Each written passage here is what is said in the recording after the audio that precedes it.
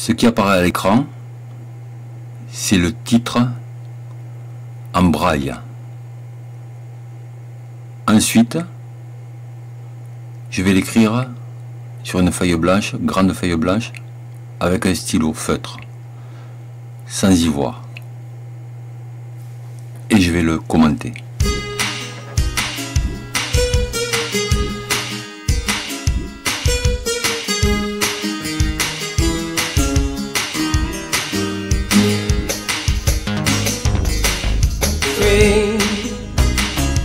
Like a river flowing freely through infinity, free to be sure of what I am and who I need not be. Invisible, un film de Patrice Lanceau et de tous ses amis et sa famille.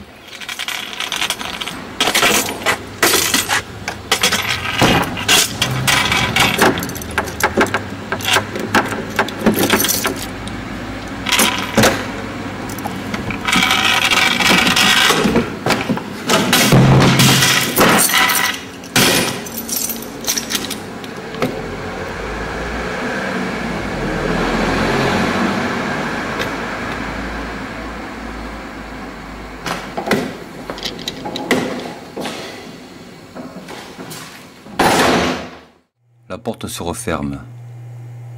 Il fait nuit. On allume la lumière. Il fait toujours nuit. Le soleil brille.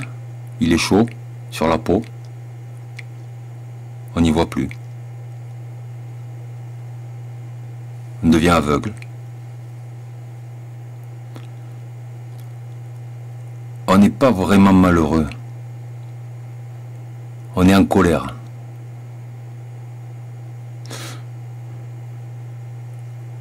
On casse tout.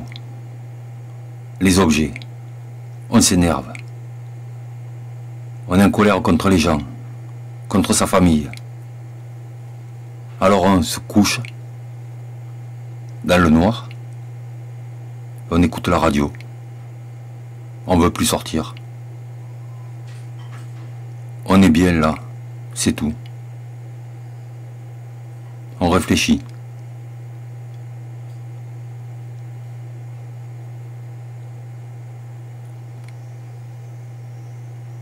Si on a de la chance,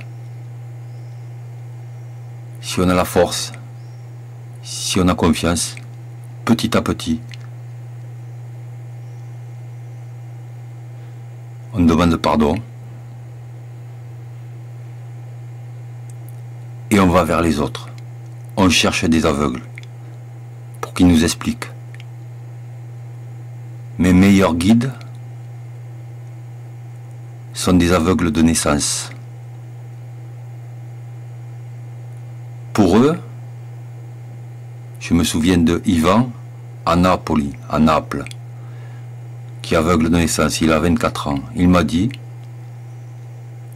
tes petites crises, tes petits caprices, c'est parce que tu es comme un bébé. Moi, j'ai 24 ans et je vais bien. Je suis compositeur de musique. Je suis avec les gens, j'accepte. Et petit à petit, moi aussi j'ai accepté. J'ai rencontré des gens.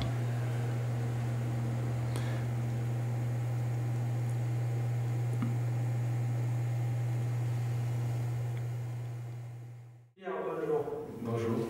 Donc, Patrice, ça va? Ça va. Donc, moi, je vais me présenter brièvement. Donc, tu viens pour des cours de yoga. Moi, en fait, je suis non-voyant depuis l'âge de 18 ans. J'en ai 49, bientôt 50.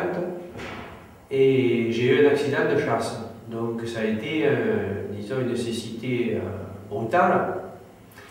Et ensuite, j'ai fait des études d'informatique pendant 5 ans.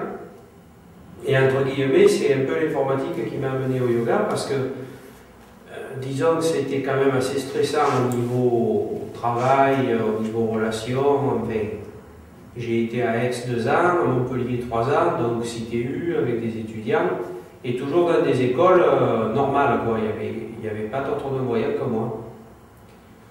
Et du coup, ben, je me suis dit, quand j'ai fini mes études plutôt, qu'il fallait que je me trouve quelque chose pour me détendre, parce que c'était un métier un peu stressant, quoi.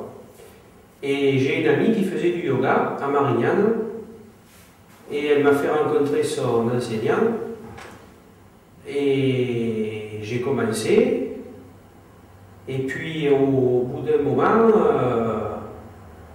disons que je me suis rendu compte que ça me faisait beaucoup de bien.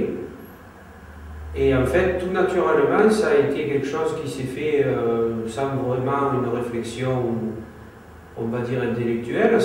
Il y a eu l'envie de le transmettre aux autres. On m'a diagnostiqué à 7 ans, Ouais. et on m'a dit que je serais complètement aveugle à 20 ans, ce qui n'a pas été le cas.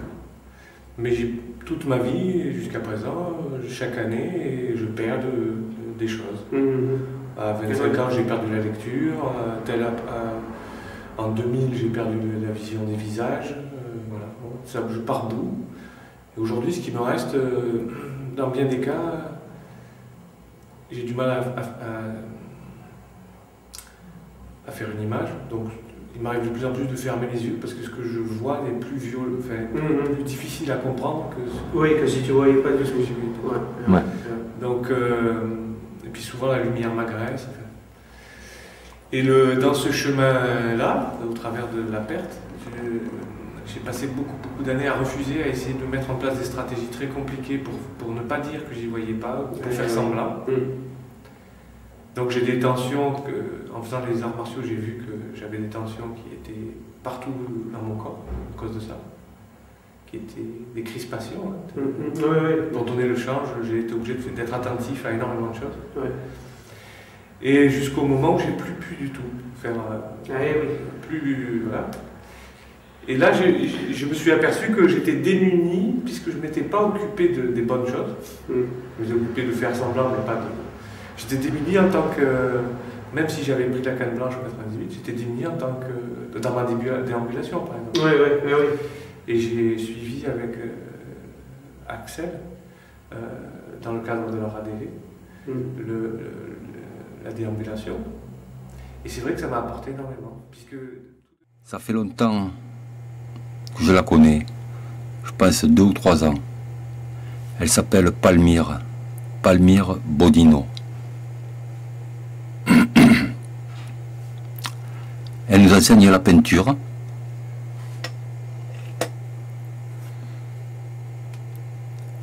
Nous sommes des gens très malvoyants, déficients visuels. Même Serge, qui n'y voit pas du tout, commence à penser à dessiner. Palmyre Bodino va nous raconter sa vie et la perte de sa vision. Elle va nous faire voir ses tableaux. À quelle occasion et des expositions de quoi? De peinture, de dessin? J'ai toujours dessiné beaucoup étant petite fille. Oui. Et j'ai continué après en évoluant avec les techniques. D'accord. Et puis j'ai fait l'école des Beaux-Arts. D'accord. J'ai fait quand même 6 années d'école de peinture. Sur Marseille? Sur Marseille. Donc 4 années aux Beaux-Arts, à l'école nationale des Beaux-Arts. Oui. Et 2 années avec Marguerite Allard à son atelier. Très bien. Elle est décédée maintenant. Elle était professeure aux Beaux-Arts. Et elle avait un atelier sur le quai du Vieux-Port. D'accord. On allait, quoi. Moi, le jour où je suis allée, c'est parce que j'ai rencontré Marguerite Allard dans la rue. Ouais. Et je venais de divorcer. Alors, je n'étais pas particulièrement gay. Ouais. Et alors, elle me dit, qu'est-ce que tu fais petit maintenant? J'ai dit, oh, rien du tout. Tu peins plus? Tu fais... Non. Ah, elle dit, non, ça va pas, ça. Hein. Il faudrait que tu partes au Canada. Parce que j'étais modéliste aussi. Je faisais des dessins de mode et de publicité. Alors elle me dit, mais il faudrait que tu partes au Canada parce que En France, ils sont tous accrochés à leur truc, les modélistes, ils ne quittent pas leur emploi. Ouais. Là, au Canada, la mode française, évidemment, elle avait beaucoup de prestige à l'époque. Ouais. Alors, tu trouveras du travail facilement. Puis quand j'en ai parlé à la maison, mon frère m'a dit, mais tu es folle, ça va pas, non, au Canada. Mais nous, on ne pourra jamais aller te voir au Canada, tu te rends compte, on n'a pas les moyens, ni rien du tout, si tu as besoin de nous. Alors du coup, j'ai dit, je donne toujours des soucis à ma famille. Je dis, bon, alors j'y vais pas. D'accord. Alors, je suis restée là. Tu es resté là. Et j'allais peindre chez Marguerite Allard Oui. le soir. Très bien. J'allais peindre aussi à Aix-en-Provence. Il y avait le bar qui est en haut, au sommet du cours Mirabeau, à Ouais. droite. Il nous avait donné le grenier, le patron du bar, pour peindre. Alors tous les samedis et dimanches matin, avec des Marseillais, on allait peindre là-haut. Ok. Parce qu'alors, on faisait par exemple des nus. Oui. Et les nus, c'est très cher Oui. à poser. Mhm. Alors, c'était des filles qui posaient pour les Beaux-Arts d'Aix D'accord. et qui venaient poser pour nous, moyennant un quart de prix, quoi. Oui, oui, oui, une Alors, on s'est cotisation. cotisés tous, Oui, et- voilà, c'est le voilà. principe. Mhm. Les Alors là, femmes. elle a eu le prix du public à Paris, c'est la femme fleur. Je vais le donner à ma petite Ici, filleule, oui. en face, Non, celle-là. celle-là, la qui a femme le fleur. grand chapeau.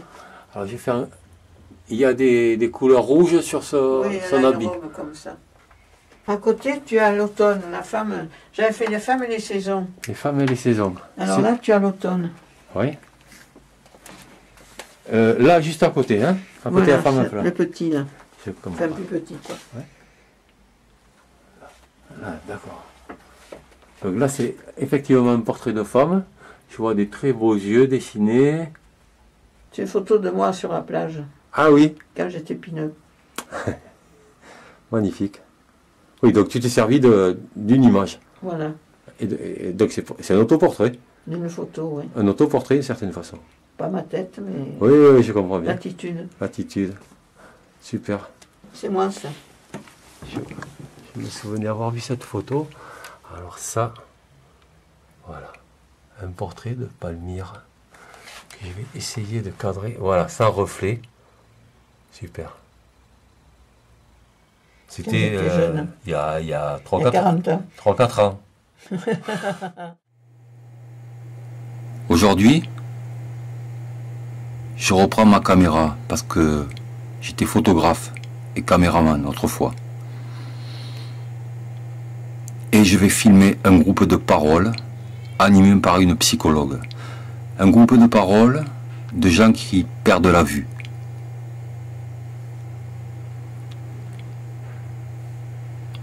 Vous allez écouter leurs réflexions. Alors, moi, je m'appelle Marjorie, j'ai 31 ans. Je suis maman de 2 petits garçons, je suis mariée. Et j'ai une atteinte de déficience visuelle depuis maintenant 1 an, pratiquement pile.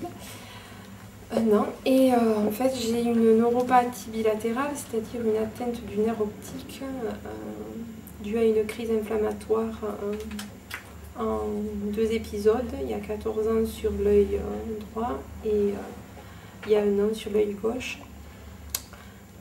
Donc il me reste juste une acuité visuelle de 20e sur l'œil droit que j'avais récupéré il y a 14 ans. Donc j'ai une vision périphérique, centrale très diminuée. Je n'ai plus de vision de détail et voilà, je vois mieux la nuit que le jour. Voilà. Et j'étais professeure d'école jusqu'à ce jour et je vais redémarrer mon activité professionnelle en septembre. Bonjour, je m'appelle Raphaëla, j'ai 2 enfants et j'ai perdu la vue en 2005, juillet 2005.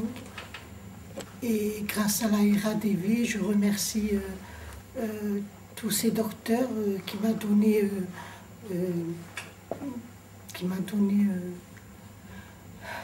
comment dire,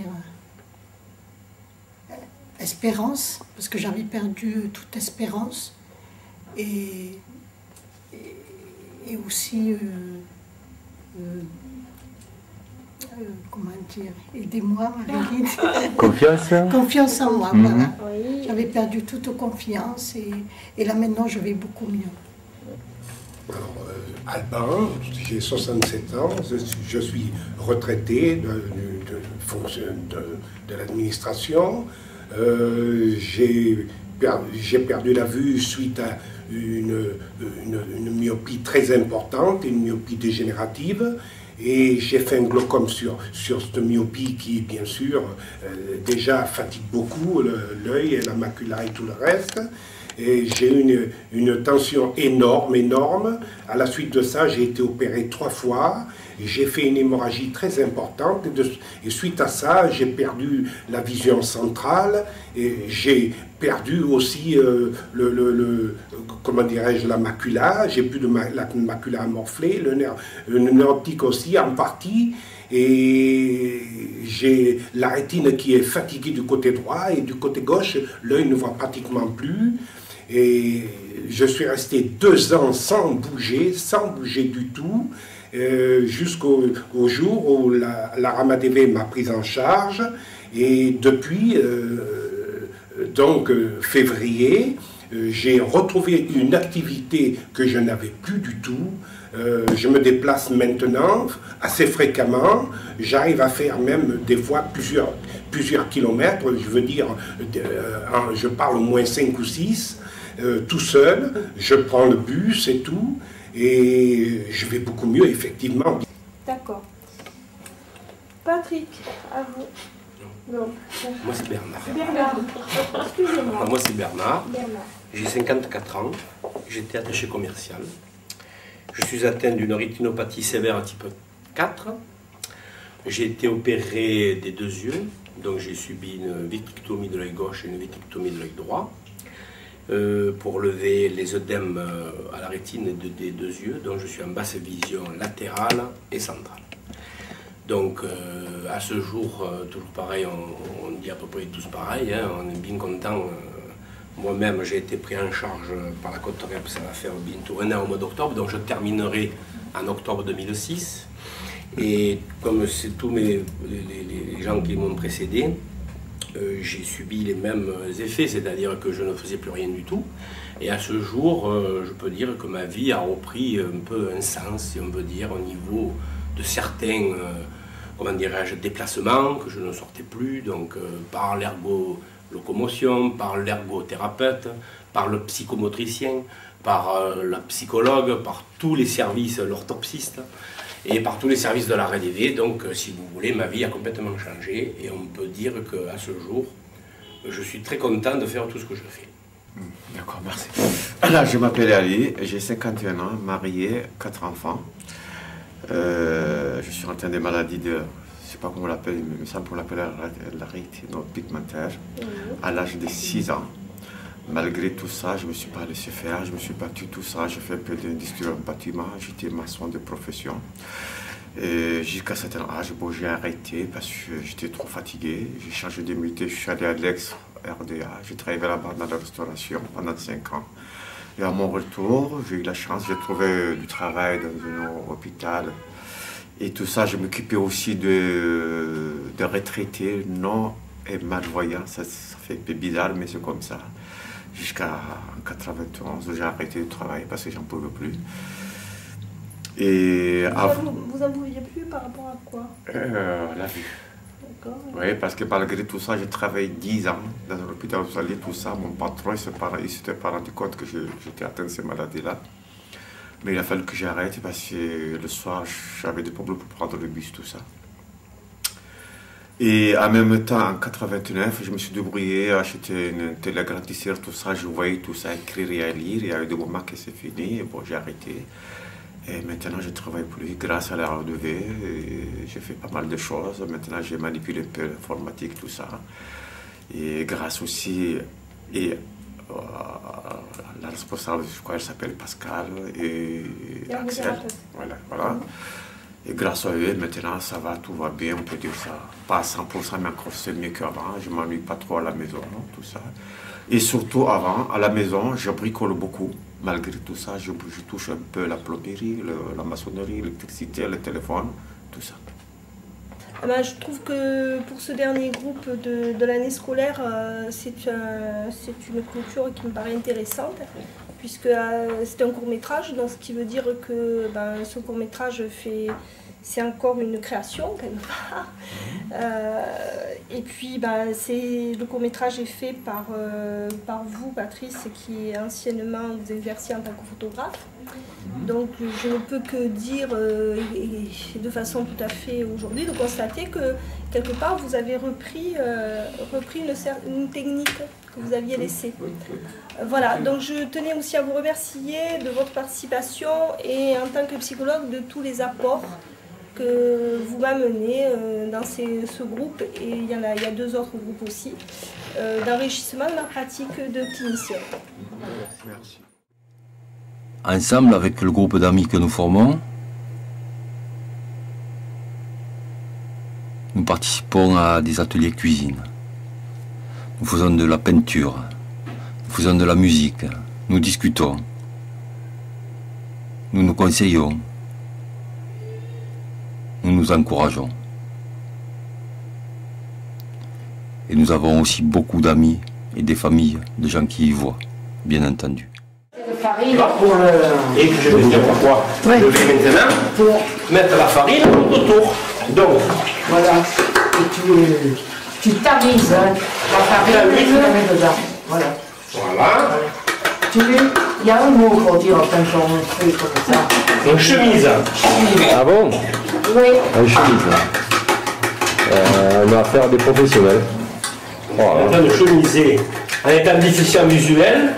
On chemise quand même pas trop mal. On n'a même pas par terre, mais la femme de ménage, elle est Tu payée devrais par te M. mettre Baye. sur ton plat. Oui, mais je peux pas. Pourquoi? Qu'est-ce que tu dis? Qu'est-ce qu'elle dit? Parce que tu Là, ne c'est peux pas parti. parler. C'est parti. Attention.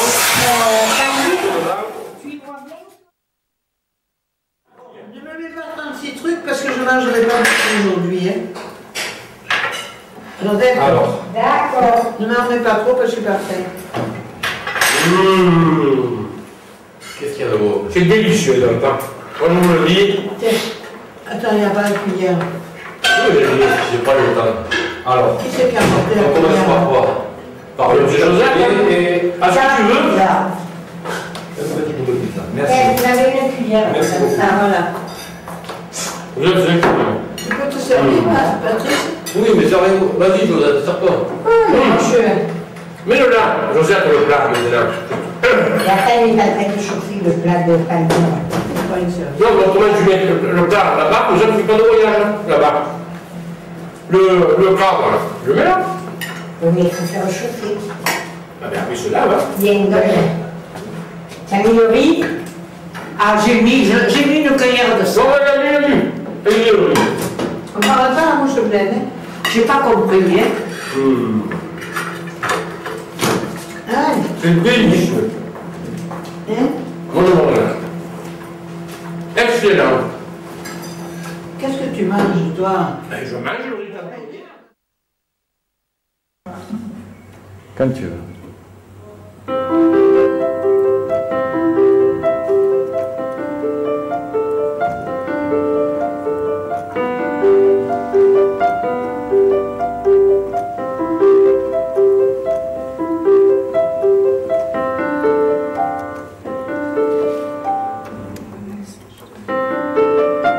Ça joue tout seul ou c'est quelqu'un qui joue là? C'est Cécile qui joue. Le disque? C'est Cécile. Elle joue bien. Je sais plus, je me suis paumée, j'arrive pas à le faire la musique. Recommence. Tu veux pas que je te fasse une autre musique? Recommence juste là, lui. Tu veux que je refasse celui-là? Ouais, recherche, cherche.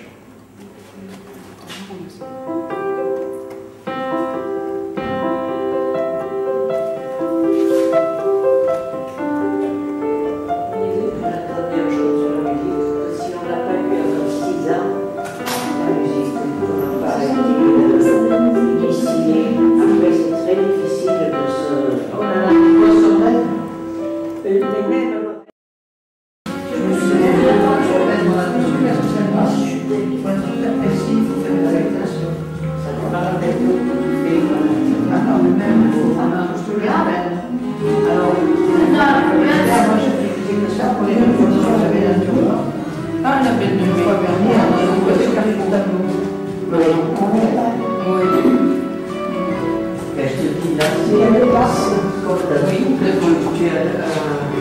c'est le commissaire. C'est bon, non, c'est pas le même puisque on a essayé d'envoyer sur le tube. Ah bon. Sur le tube en haut, tu dois avoir des étoiles quelque part. On regardera dessous là-bas. Alors, une étoile, ça vaut rien. Nous voici à présent boulevard de la Libération dans le 4e arrondissement. Je vous emmène découvrir un lieu unique en France. Un service d'accompagnement pour déficients visuels. 2 millions de Français souffrent de déficience visuelle, un mal sournois. Ici, on apprend à retrouver son autonomie. Donc on avance les yeux fermés, on passe dessus, tout à fait naturellement. Le mal est sournois, car il ne se voit pas. Quand on s'adresse à vous, vous pensez qu'on vous voit absolument bien, alors on ne vous voit absolument pas. En France, la déficience visuelle concerne 2 millions de personnes, un chiffre énorme pour un handicap qui ne bénéficie d'aucune campagne médiatique. À Marseille pourtant, il existe un service, c'est d'ailleurs le seul en France, qui s'occupe de ces patients. Nous aidons les personnes à utiliser leurs possibilités visuelles quand elles en ont encore un petit peu, mais aussi à travailler avec les autres sens, notamment l'audition, mais surtout le toucher et tous les sens kinesthésiques. Vous allez toucher le bord de la pièce, tout doucement en effleurant, ne pas appuyer parce que les récepteurs sensoriels sont sur la pulpe du doigt. Si vous appuyez, vous les écrasez. Donc là, je sens des petits stries et je sens des barres tout à fait lisses. Il aura fallu plusieurs mois, Bernard, pour reconnaître chacune de ces pièces d'euros. Mais aujourd'hui, la satisfaction est bien réelle. Aujourd'hui, quand vous allez chez le boulanger... Je me fais plus un truffé, je me fais des discussions au niveau des remboursements. Et si l'humour a repris le dessus, c'est grâce au travail des psychologues, de l'ergothérapeute et du psychomotricien. Particularité de ce service, ils proposent aussi une aide à domicile. Et lorsqu'on leur demande si cette méthode leur a changé la vie, voici ce qu'ils répondent. Il y a 2 ans, j'arrivais pas à mettre mon pantalon tout seul, par exemple. À ce jour, je mets mon pantalon, je sors, j'arrive à retrouver les masses, fermer les yeux, je gère le stress. Le soutien du public de l'Open 13 n'aura pas suffi. Le Français Nicolas Mahut en rouge s'est incliné cet après-midi face à Andy Murray, 7-5-7.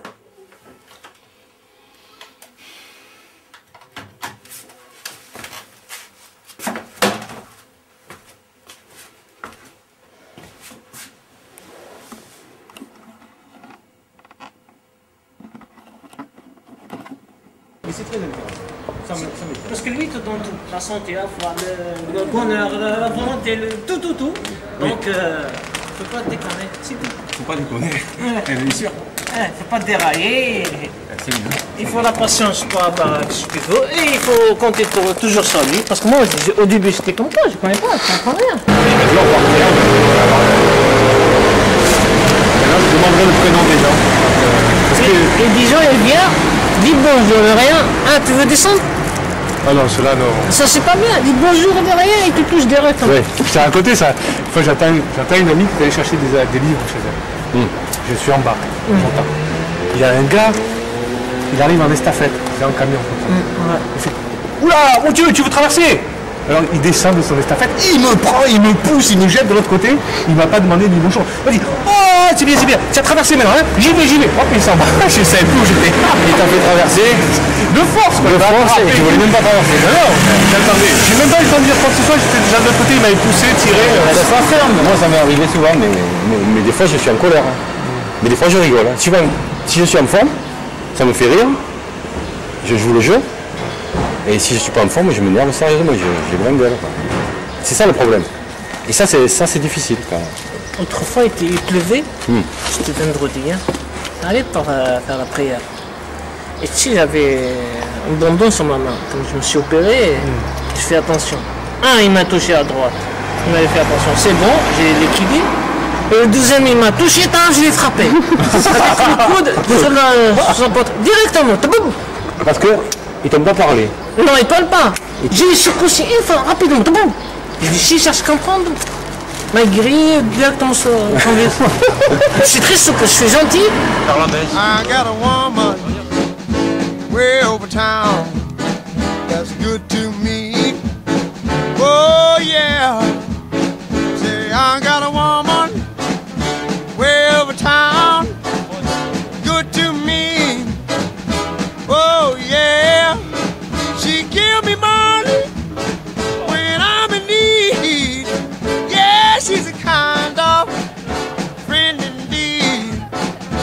I got a woman way over town that's good to me. Oh yeah, she says the loving early in the morning just for me. Oh yeah, she says the loving early in the morning just for me. Oh yeah, she says the loving just for me. Ah, she loves me so tenderly. I got a woman way over town that's good to me. Oh yeah.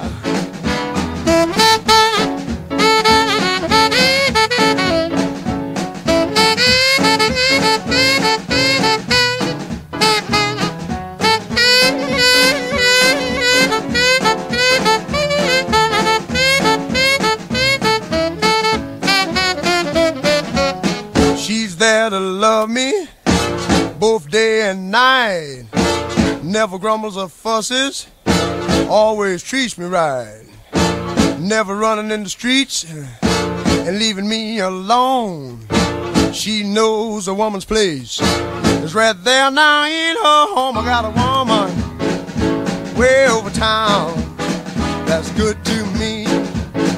Oh yeah, say I got a woman way over town that's good to me.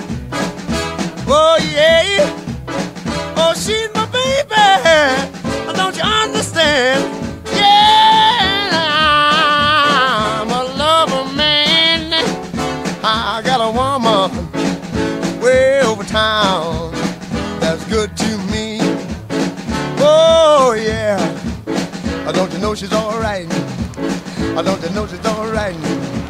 She's alright, she's alright. Oh yeah.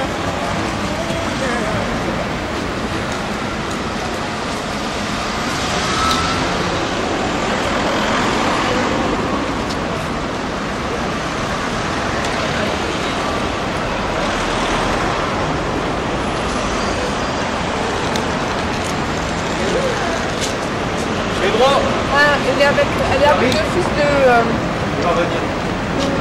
C'est bon, c'est là. C'est là qu'on était tout à l'heure. Oui. Allez, je filme peut-être le petit cheveu rouge un peu. Ouais, filme. C'est bien, même là. Lève ta main. Même là. Mets-toi sur la droite, mets-toi sur... Non, pas là.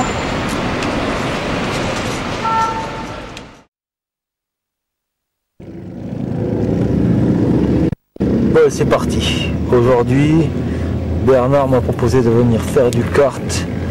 Et c'est son fils qui nous a amenés avec la voiture. On est sur le terrain du côté du Rove avec une équipe qui accueille des personnes handicapées et sur des kartings biplaces. Et on va essayer ça. Allez.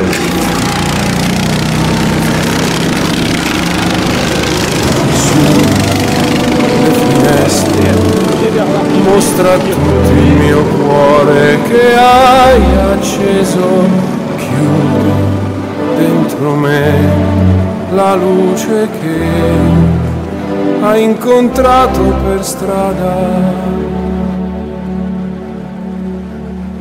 Con te partirò, paesi che non ho mai veduto e vissuto con te, adesso sì li vivrò con te, partirò su navi per mari che io lo so, non esistono più.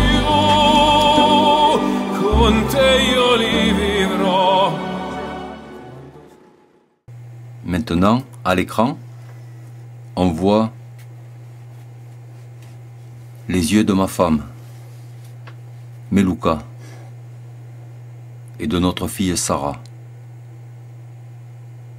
C'est la 5e de mes enfants. Je pense à Boris, mon fils aîné. Yuri, le deuxième, qui a 20 ans. Billy et Manolo, qui ont 5 ans et 4 ans aujourd'hui. Et Sarah, ce joli bébé de 3 mois et demi.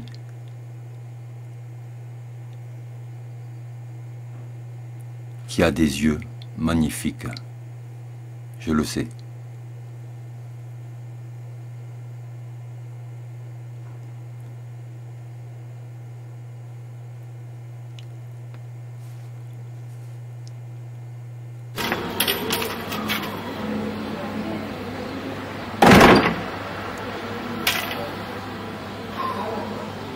Merci à tout le monde.